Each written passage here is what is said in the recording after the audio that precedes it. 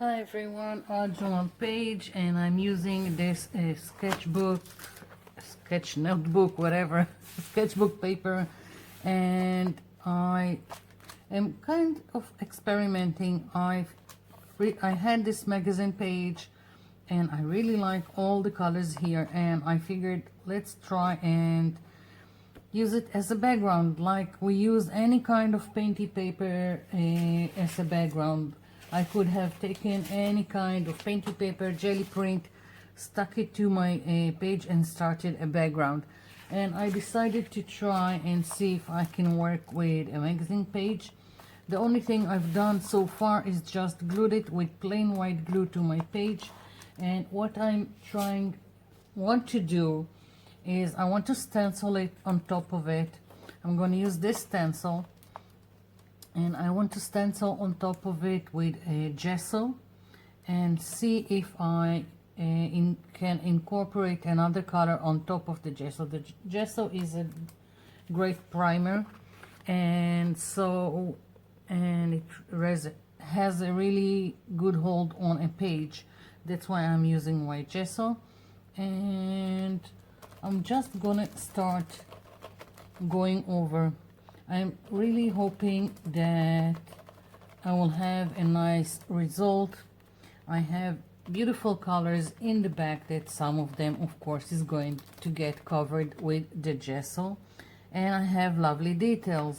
So I have text and all kinds of stuff going on in the back, which in other cases I would take stamps and start adding details to my background. And here I've already got lots and lots of details from the magazine page.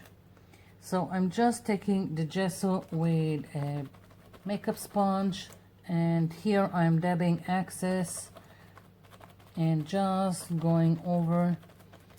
Now I'm thinking I'm going to cover the whole page with this stencil. Not sure if it was the right stencil for this experiment. I was figuring on something that will cover more of this magazine page, and it doesn't do much. At least I don't think so. So maybe I will just change as I go, and I will do this corner with the stencil. I'm thinking that I will put more here, just so it won't be the only corner with this pattern, and pick another stencil to do the rest of the page. So I'm just going to continue doing this and covering part with this pattern, and then I'm gonna look for another interesting background stencil, and I'm referring to stencils that have a repeating pattern and not something that will be considered as a focal point. So let's see, maybe just a little bit more to get the shape right. Don't know about you, but I'm always lifting a little bit just to check what's going on. So I'm gonna look for another stencil and I'll be back. And I'm back, and this is the stencil I've taken to use. This is one I've made. I've cut it by hand from acetate and sprayed it with can spray and just so it won't be completely translucent.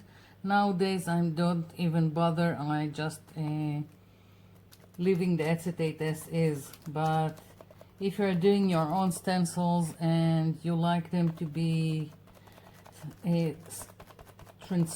not completely translucent, then you can take a spray can and spray it from afar just to make it semi-opaque.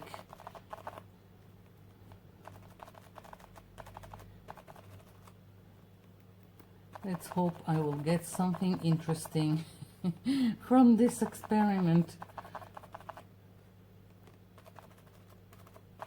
I'm moving again on the same place when I want it to be more white from the gesso.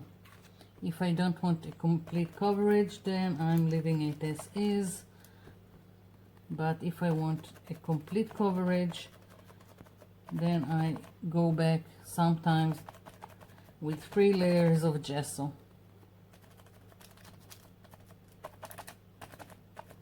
There are no rules to it, it's just what you would like to achieve. Okay, so I've got this, now another one here. Let's see if I can put it without making a mess with the gesso. Let's see, yeah, I think I'll just, maybe just a little bit more. Okay, so gonna continue doing the same thing over and over again, and then I'll come back.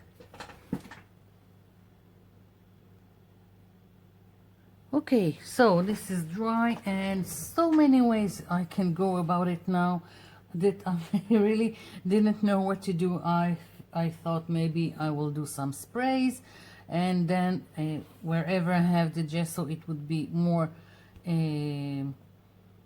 more dominant, more in your face, and I figured acrylic paints with baby wipe, and I also have some this wash effect from Deco Art, and really sky's the limit. I can also use all kinds of water soluble stuff if it's like gelatos or things like that. But I figured I really want magenta on top here, and I have this acrylic paint that I really love the color, so I'm going to start with that, and we'll see, maybe I will add something more. This is a complete experiment. So I have a baby wipe and I have a little bit of the acrylic paint. Maybe I'll put it here just so I won't have too much, and well, let's see. Maybe I'll mix colors.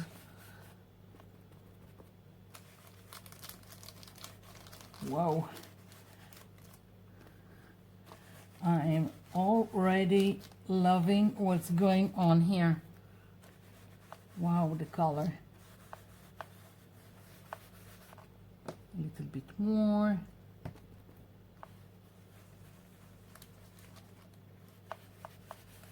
And let's move a little bit here, and more. So it's pushing back whatever is going on underneath the pattern I've done with the gesso, and it also pushes back a little bit of the gesso. So now I want some turquoise, and well, let's use the wash, although I think another acrylic paint could have worked the same. I just have it on hand here because I figured I would use it. So let's go with this.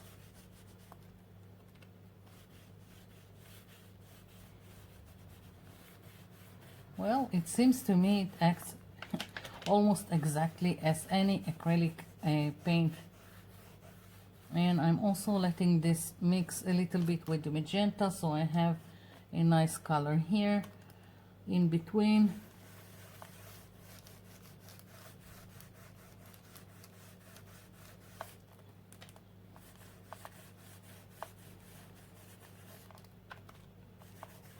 Really loving what's going on here.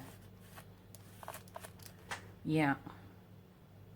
And I'm gonna let this dry and we'll see where it's going. Really didn't plan on it. Okay, so mostly dry, and I feel I need more to build here. Don't know why, just going with the flow, how it seems And I'm going to do the same stencil here in the middle, and I'm going to use the white gesso, only I don't want it complete white, so I've taken some, I don't know, yellow orangey color, another acrylic paint, and I'm dipping into the gesso but picking a little bit of this just to tone it a little bit, and just going around, dabbing the excess.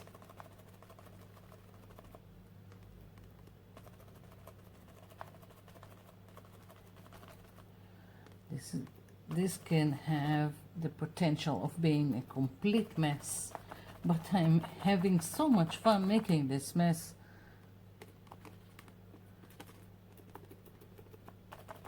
I'm just mixing the white and this as I go, so I get all kinds of shades and it's not completely solid color. That's how I like doing things.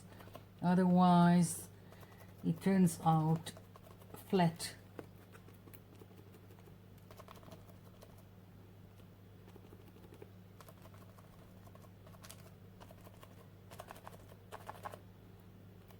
Sometimes it's more white and sometimes it's more yellow and orange.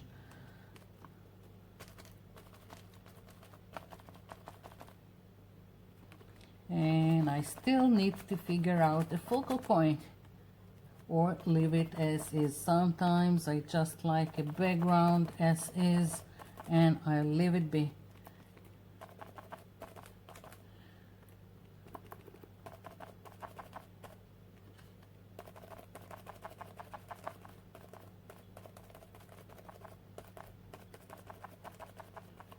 Okay, let's see what kind of mess I've made. Oh, it's okay. Not completely. I feel like I need something like that will continue with this theme but not overwhelm the background. Let's see what I can get. I'm just picking up stuff that are right beside me. I'm not really looking too much. I have this kind of stencil, and let's see if I can just dab on top of it and print it on. I don't know. Maybe I can, maybe I can't. I don't know. Just trying something. Let's see.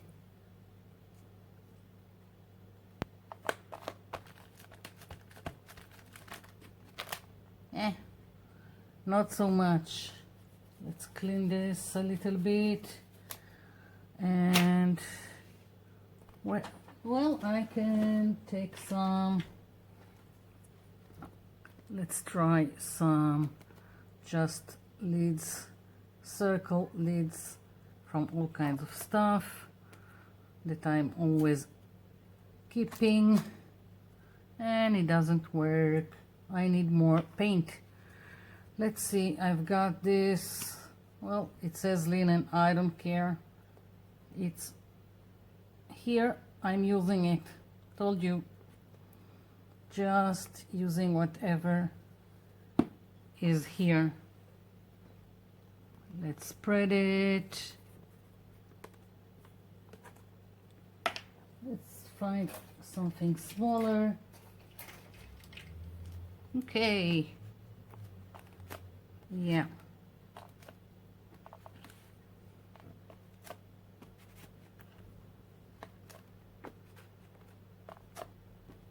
Just playing around.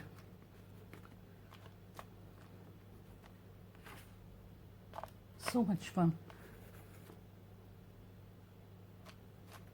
And just one more. I am looking for a smaller one.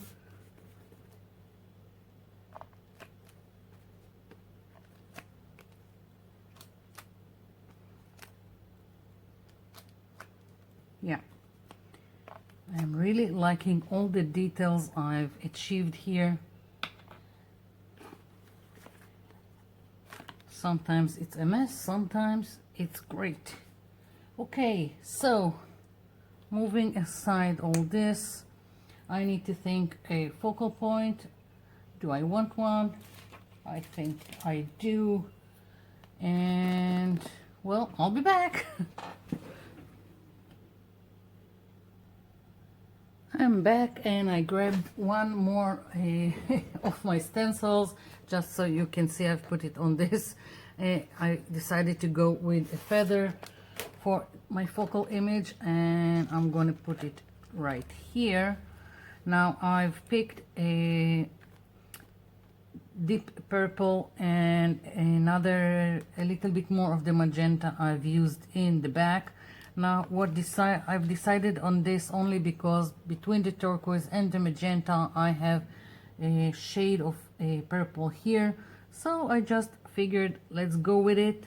And of course I don't like solid color, so the purple and the magenta will be the two colors that I'm going to use for my feather. And once again, just taking a makeup sponge, dabbing the excess and starting to stencil.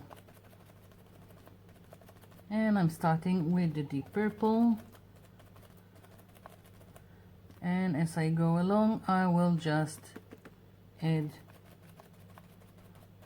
the magenta, and they are mixing. And now the magenta is a little bit darker because I still have the deep purple on my sponge, so it won't get lost on my background.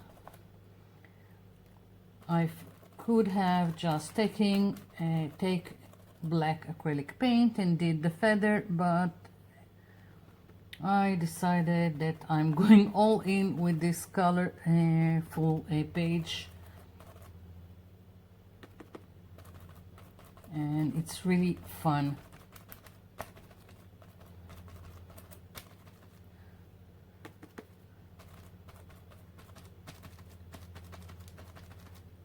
Okay.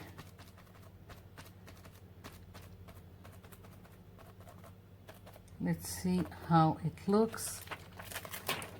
Really like it. I just want it to dry, and then I'm going to go around this with some jelly roll pen to make it more noticeable. And I didn't stencil greatly here, so I have some spillage, and I just want the shape to be a little bit more defined. I can still wipe a little bit off with a baby wipe before it dries completely. Not that it's really that important to the page, but I could still do it. Okay, so letting this dry and then defining the shape a little bit more.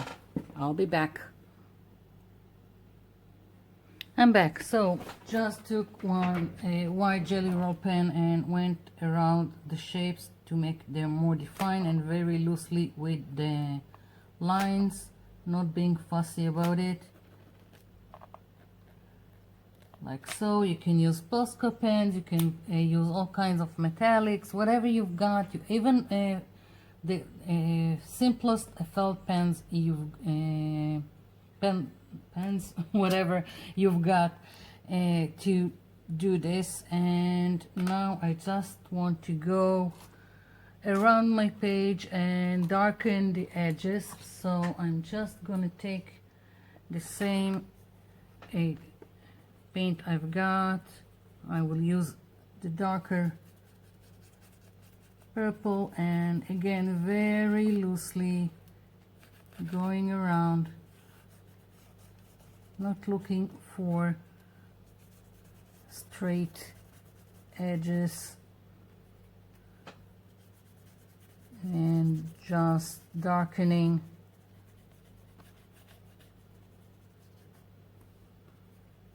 just to frame everything in.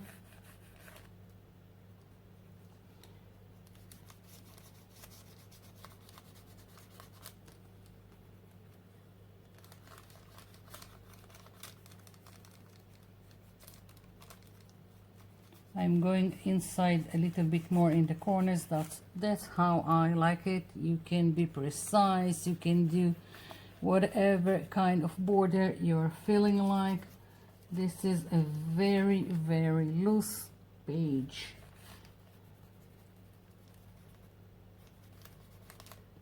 Yeah, just a little bit more here. Yeah. Okay, so now I just want some words here. I've picked, this is a set from Stamperia. I'm gonna use this stamp. Of course, I need to flip it over. Okay, now let's see. I've got Memento Nautical Blue. Let's hope it will be enough to be shown here. And I do have an ink pad in this color, but it's not permanent ink. It's a distress ink by Tim Holtz, so I prefer to use this. The real joy in life is in its play. I'm not sure how it will stamp because I already got a lot of texture here from the acrylic paint.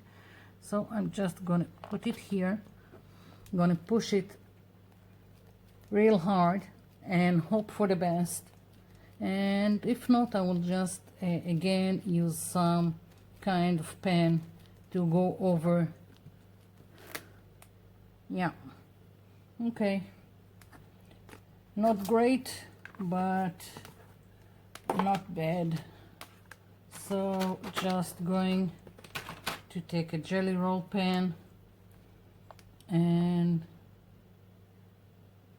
go a little bit over the letters here.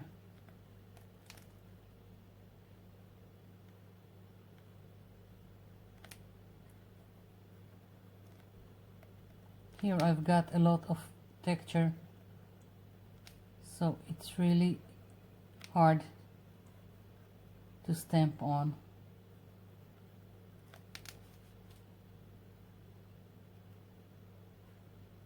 I'm just going over the areas that need a little bit more definition.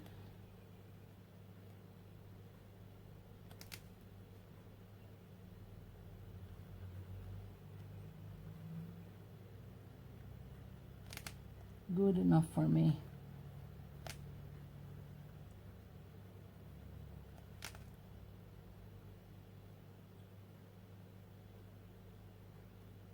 And basically this is it. That's my page, and I'm really liking it. I'm already can see using some pages from like National Geographic as a starter for a background, or other kinds of magazine. It doesn't have to be National Geographic, but they have the best photos out there, I think. Yeah, this is it. That's my page. I'm loving it. I'm gonna bring it closer to the camera so you can see all the details in the back. Let's take this out, and let's take this out just so you can see what's going on. And here we go. Little bit of details picking from the back, from the magazine page, from the stenciling with the gesso, all kinds of stuff. So this is it. Hope you liked it. Hope you will try your hand at it. Thank you for watching, and thank you for leaving me comments below. I'll be seeing you in my next video. Bye for now.